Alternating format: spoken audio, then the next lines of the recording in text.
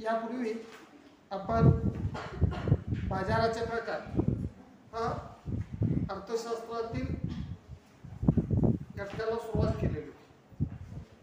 आता बाजाराचे प्रकार बघत असताना त्यामध्ये प्रामुख्यानं बाजाराचे प्रकाराच्या अनुषंगाने आपण बाजाराचं वर्गीकरण केलं होतं.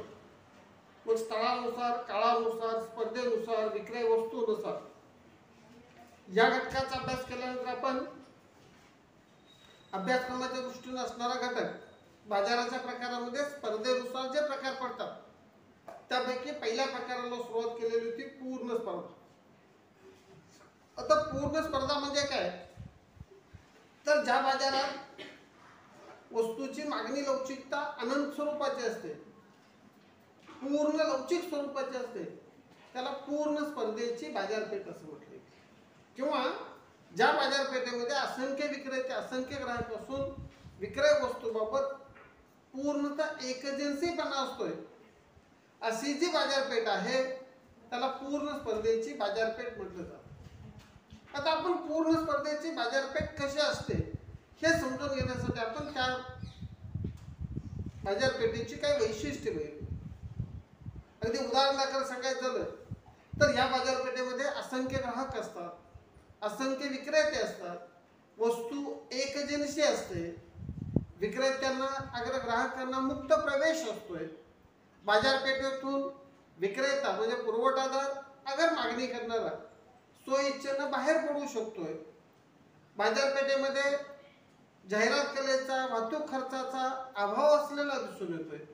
अशी जी बाजारपेठ आहे या बाजारपेठेला पूर्ण स्पर्धेची बाजारपेठ असं बोललं जातं. आता आपण पूर्ण स्पर्धेच्या बाजारपेठेचा अभ्यास केल्यानंतर नेमकं पूर्ण स्पर्धेच्या बाजारपेठेमध्ये वैशिष्ट्य मिळतं की या ठिकाणी असणारा विक्रेता असेल, उत्पादक असेल किंवा या ठिकाणी असणारा ग्राहक असेल, हा किंमत स्वीकारणारा, किंमत करता. म्हणजे पूर्ण स्पर्धेच्या बाजारपेठेमध्ये किमतीवर एखादा पुरवठादार, एखादा विक्रेता अगर एखादा ग्राहक आपला प्रभाव पडू शकत नाही. कारण बाजारपेठेमध्ये असणाऱ्या वस्तूची मागणी ही पूर्ण लवचिक असते, अनंत लवचिक असते आणि किमतीत अल्पसा बदल झाला तर मागणीत अनंत स्वरूपाचा बदल होतो. म्हणजेच पूर्ण स्पर्धेच्या बाजारपेठेमध्ये जी मागणी असते, मागणीची लवचिकता वक्र असतोय हा अक्ष अक्षाला समांतर असलेला असतो. म्हणून या बाजारपेठेत वस्तू विकणारा विक्रेता असेल, पुरवठादार असेल किंवा वस्तूची खरेदी करणारा ग्राहक असेल, या दोघांनाही वस्तूची किंमत स्वीकारावी लागते. तो वैयक्तिकरित्या एकच घटक मागणीवर किंवा पुरवठ्यावर किमतीचा प्रभाव पडू शकतो. आता या पूर्ण स्पर्धेमध्ये जी किंमत निश्चिती होत असते, ही किंमत निश्चिती ही मागणी पुरवठ्याच्या समतोलात होत असते. म्हणजे ज्या ठिकाणी मागणी आणि पुरवठा सारखाच असतोय अशा ठिकाणी किंमत निश्चिती होत असते आणि ही निश्चित झालेली किंमत पुरवठादाराला आणि ग्राहकाला किंवा विक्रेत्याला आणि खरेदीदाराला स्वीकारावी लागते. तो स्वतःच्या इच्छेने किमतीत प्रभाव पडू शकत नाही. म्हणजे नेमक्या कशा पद्धतीने या बाजारपेठेमध्ये वस्तूची किंमत निश्चित होत असते, तर त्या ठिकाणी आंशिक समतोलातून, म्हणजे या ठिकाणी जर बघितलं तर ज्या ठिकाणी मागणी आणि पुरवठा सारखाच होतोय त्याच ठिकाणी वस्तूची किंमत ही निश्चित होत असते. याच्यात थोडासा चढ उतार झाला तर पुन्हा मागणी पुरवठ्याचा समतोल बिघडला जातोय आणि त्यामुळं पुन्हा ती किंमत निश्चिती मूळ समतोलाच्या ठिकाणी निश्चित होत असते. आता ही नेमकी कशा पद्धतीने होत असते, म्हणजे पूर्ण स्पर्धेच्या बाजारपेठेत वस्तूची किंमत कशी निश्चित होते किंवा बाजार यंत्रणाद्वारे वस्तूची किंमत कशा पद्धतीने ठरते, या घटकाचं आपल्याला एक काल्पनिक उदाहरणाच्या अनुषंगाने आपल्याला अधिक स्पष्टीकरण करते. आता हे स्पष्टीकरण करत असताना आपल्याला महत्वाचं मागणीचा नियम आणि पुरवठ्याचा नियम हे थोडक्यात माहित असणं गरजेचं. आपण मागणीचा नियम बघितला होता आणि पुरवठ्याचा नियम अभ्यास केला. इतर परिस्थितीत स्थिर असता वस्तूच्या किमतीत वाढ झाली असता, मागणी कमी होते वस्तूची किंमत कमी झाली असता मागणी वाढते, हा मागणीचा नियम आहे. तर बरोबर याच्या उलट्या बाजूचा पुरवठ्याचा नियम आहे. इतर परिस्थिती स्थिर असता वस्तूच्या किमतीत वाढ झाली असता पुरवठ्यात वाढ होते, वस्तूची किंमत कमी झाली असता पुरवठा कमी होतो. आणि मग या मागणी पुरवठ्याच्या समतोलातून वस्तूची किंमत निश्चिती ही होत असते. आता ही कशी होते किंवा वस्तूची किंमत निश्चिती कशा पद्धतीने होत असते याचं एक आपण काल्पनिक उदाहरण घेऊया आणि त्या आधारे आपण पहिल्यांदा किंमत निश्चित साधू. आता वस्तूची किंमत निश्चितीच्या अनुषंगाने सांगत असताना जर आपण बघितलं तर या ठिकाणी आपण किंमत घेतलेली आहे.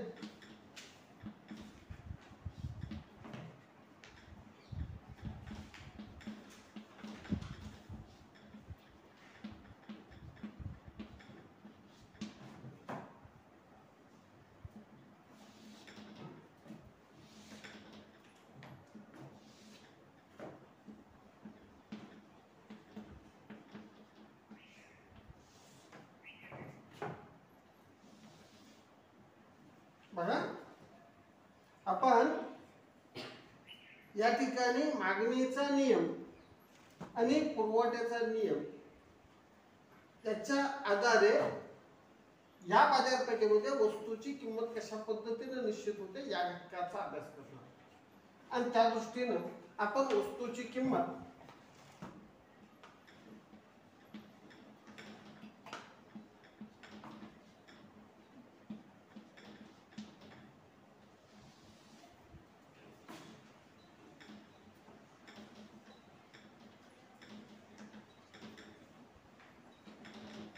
काय असेल.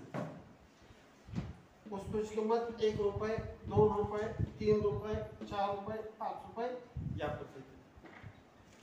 आता मागणीचा नियम बघत असताना वस्तूच्या किमतीचा मागणीचा नियम एकमेकांच्या विरोधात बदलतो. किमतीत वाढ झाली मागणी कमी व्हायला सुरुवात. उदाहरणार्थ आपण इथं कोणती एखादी वस्तू घेऊया. आपण साधा आपला वापरणारा पेन घेऊया किंवा थोडंसं ऐकायला वेगळं वाटेल आपण सफरचंदाचं उदाहरण. आता 1 रुपये किंमत असताना या ठिकाणी मागणी 5 नगाची किंवा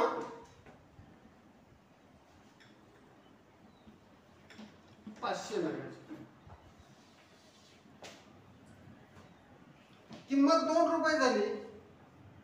जेव्हा किमतीत वाढ होते त्यावेळेला मागणीच्या नियमानुसार मागणी कमी होते.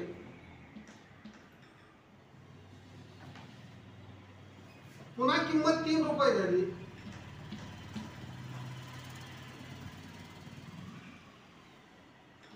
चार रुपये झाली.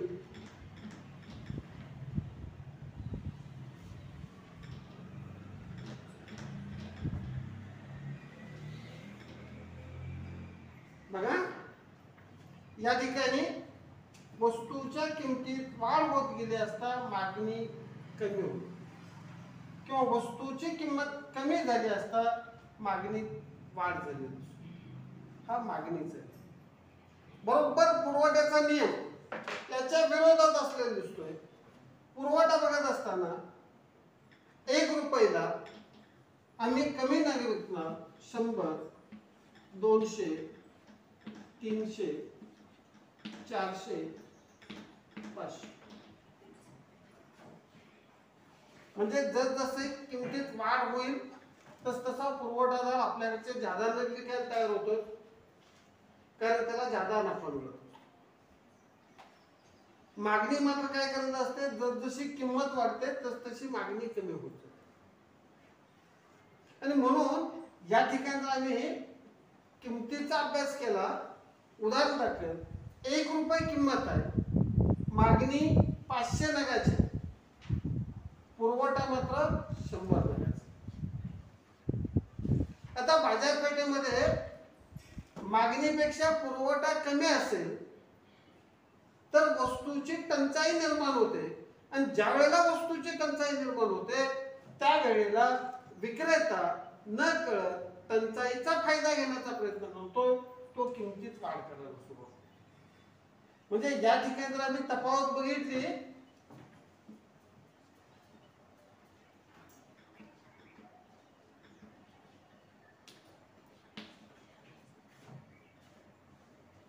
चिन्ह लक्षात येतं ना, 4 पेक्षा कमी 4 पेक्षा जास्त. दुसऱ्या ठिकाणी बघा काय झालंय, ज्यावेळेला वस्तूची किंमत 2 रुपये झाली, किंमत वाढल्याबरोबर मागणी कमी झाली, पण वाढलेल्या किमतीचा फायदा घेण्यासाठी वस्तूचा पुरवठा वाढला, तरी सुद्धा या ठिकाणी मागणी 400 नगाची आहे, पुरवठा मात्र 200 नगाचा आहे. म्हणजे या ठिकाणी अजूनही आमची मागणी पुरवठ्यापेक्षा जास्त. त्याचा फायदा घेण्यासाठी पुन्हा किंमत वाढली, 300 रुपये 3 रुपये किंमत झाली, मागणी 300 नगाची आहे, पुरवठा 300 नगाचा आहे. म्हणजे या ठिकाणी मागणी आणि पुरवठा सारखाच, पण आम्हाला सवय लागली किंमत वाढवायची आणि म्हणून आम्ही पुन्हा किमतीत वाढ केली. आता किमतीत वाढ झाल्यामुळे पुन्हा मागणी कमी झाली, पण वाढलेल्या किमतीचा फायदा घेण्यासाठी पुरवठा वाढला. या ठिकाणी मागणी कमी झाली, पुरवठा जास्त झाला. परत किंमत वाढली, 5 रुपये किंमत झाली, 100 नगाची मागणी आहे, पुरवठा मात्र 500 नगाचा झाला.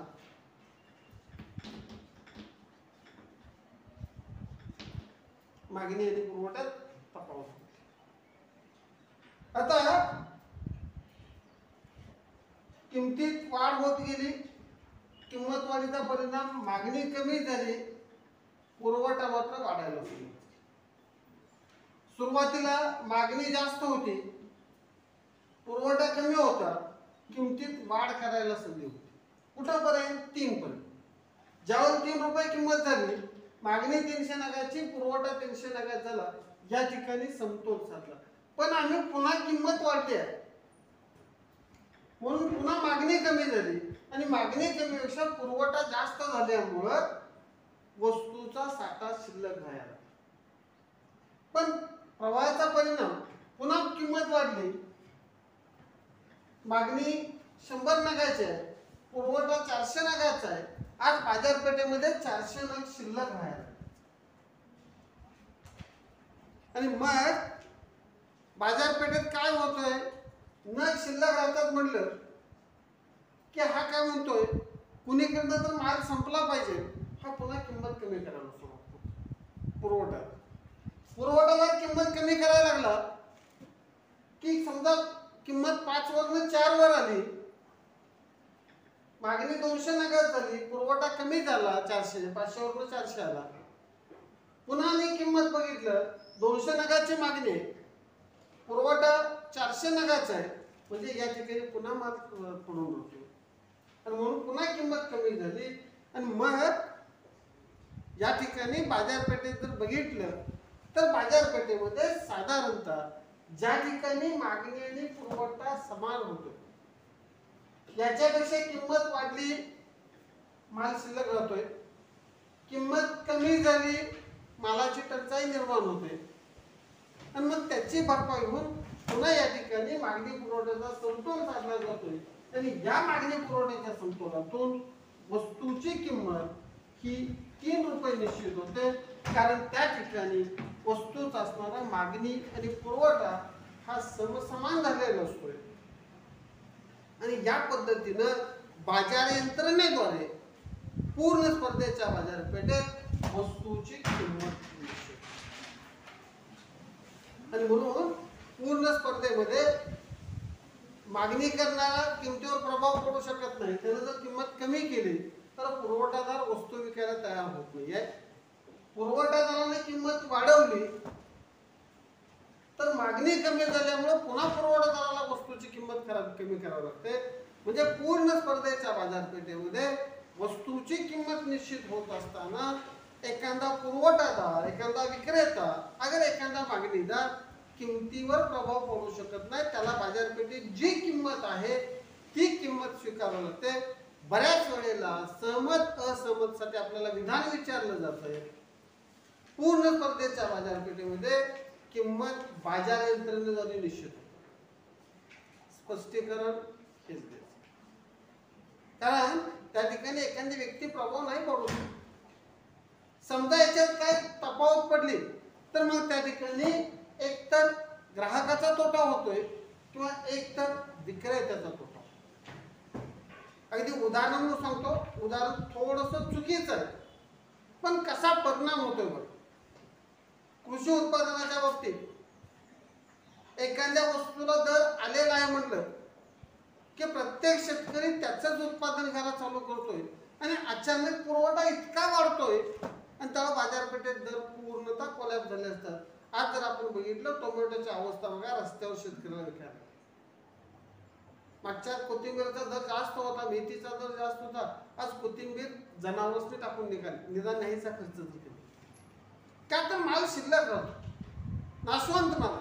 म्हणजे या ठिकाणी बाजारपेठेचा पूर्ण स्पर्धेच्या बाजारपेठेमध्ये वस्तूची किंमत निश्चिती ही मागणी पुरवठ्याच्या समतोलातून निश्चित होते.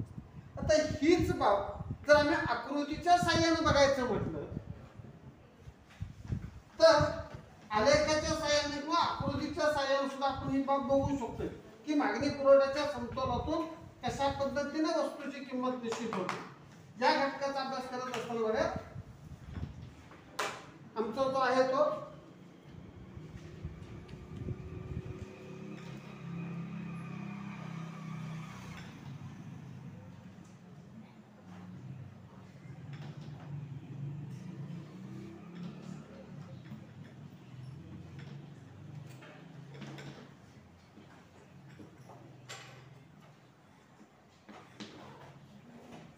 या ठिकाणी किंमत घेतली जाते.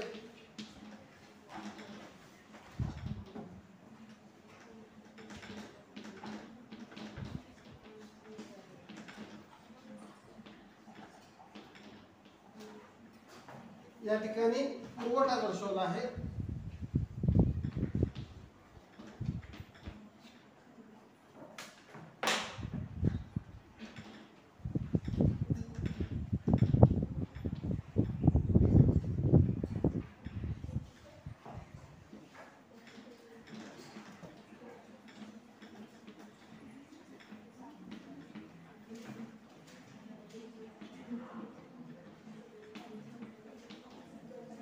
बघा अक्ष अक्षावर वस्तूची मागणी आणि पुरवठा दर्शवलेला आहे. अय अक्षावर वस्तूची किंमत दर्शवली. जर आम्ही बघितलं 1 रुपये किंमत असताना मागणी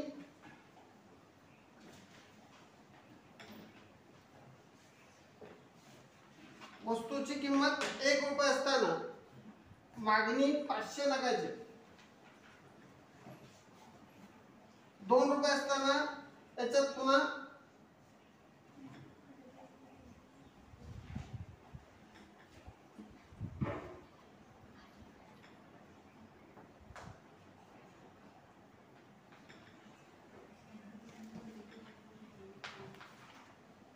आता हा आमचा मागणी वक्र.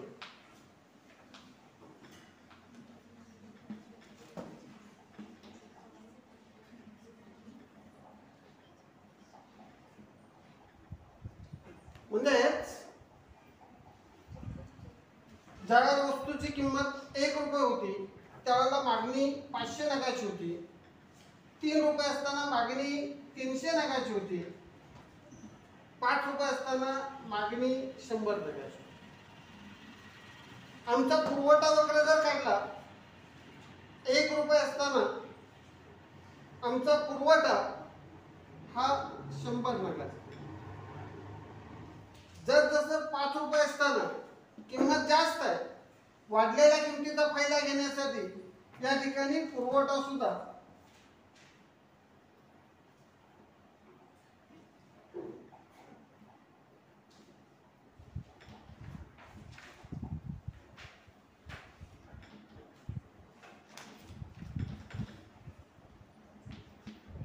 प व हा पुरवठा होता.